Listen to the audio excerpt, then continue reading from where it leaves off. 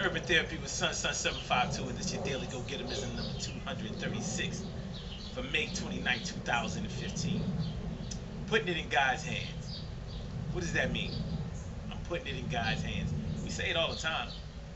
And what it's supposed to mean is that no matter what's going on in your life, no matter what trials and tribulations, problems that you might be going through, you have faith in the Lord that He's going to see it through and take care of everything, so you don't have to worry as much because you're faithful. You believe that everything is going to be all right, and there's nothing wrong with trusting in that.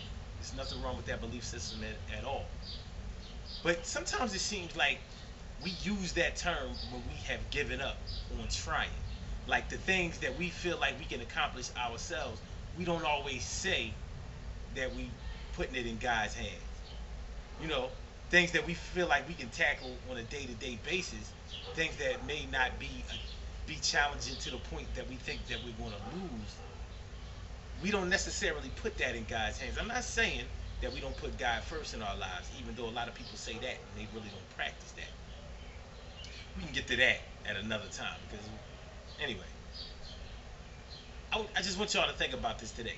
When you say you're putting it in God's hands, does that normally mean that you have done all that you feel like you can do, and you feel like if it's meant to be, then God will make it so because you've done all that you can? Or do you mean that from the beginning you put it in God's hands and you're just following through? So whatever steps that you take, whatever moves that you have to make, or wherever it takes you, wherever your journey takes you, you've already put it in God's hands, so you know that you're going to get there.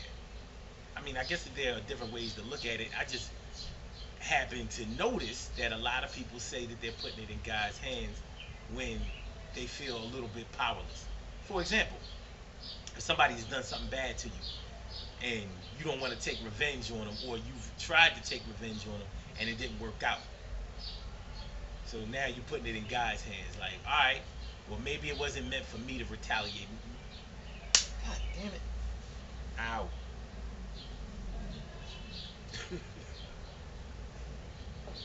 Some people just have it. Anyway. Anyway, yeah. Maybe it wasn't meant for you to retaliate. Maybe it wasn't meant for you to get revenge. Maybe it wasn't meant for you to get that person back or make that comeback. So you figure, I'll put it in God's hands, and if it's meant to be, then that'll be taken care of. Does that mean that that person will get their just desserts later on? Does it mean that like they'll get hit by a car, or they'll get sentenced harshly or something like that? Or let's say somebody hurt a family member of yours, hurt them or killed them, God forbid, but it happens. You go to court and that person gets acquitted. Let's take Trayvon Martin for example. That's a popular example. George Zimmerman killed that boy, and he didn't get convicted. He got acquitted of murder. A lot of people feel like that was unjustified. They feel like he got off with not even a slap on the wrist, and he continues to get into trouble every year following that acquittal. So his family tried to get him back. You know what I'm saying? By get, you know by suing for damages, and that didn't work out. So whatever happens to him is going to happen however it happens. But I guess it's in God's hands now, because the only choices are to go and hurt the man, to take justice into your own hands, where you'll be risking your freedom by doing that, or we have to leave it in God's hands. See what I'm saying? Like a lot of people felt powerless over that decision, over that acquittal of George Zimmerman. So we had to leave it in God's hands. I heard a lot of people say that. I heard a lot of people say that after the Trayvon Martin, um, after the George Zimmerman acquittal. We leave it in God's hands.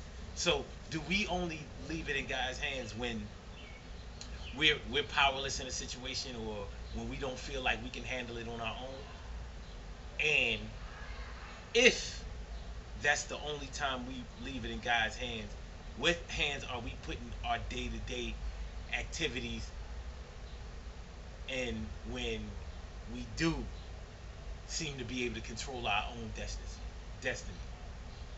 You know, it's just something to think about, man. I ain't look. I know this is a little bit deep for the day, but I ain't gonna beat y'all in the head with it. I just want y'all to think about that. Putting it in God's hands. You know, suck that in, because it is what it is. It might be the way I asked the question, or it might not be. You know, regardless, if you're a believer,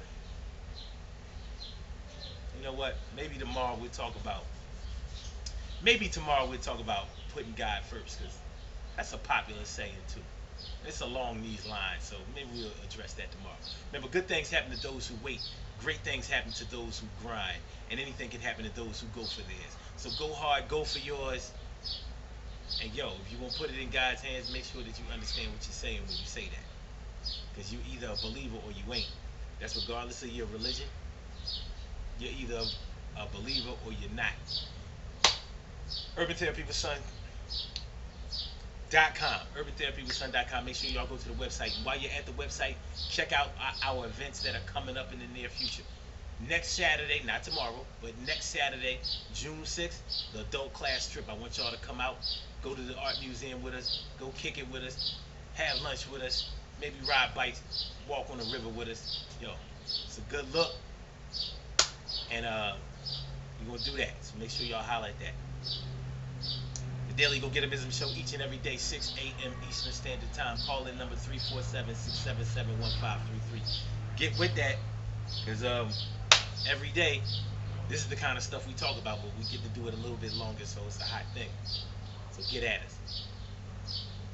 And yo, y'all have a great day, a great weekend, and I'll holler at y'all later. Peace.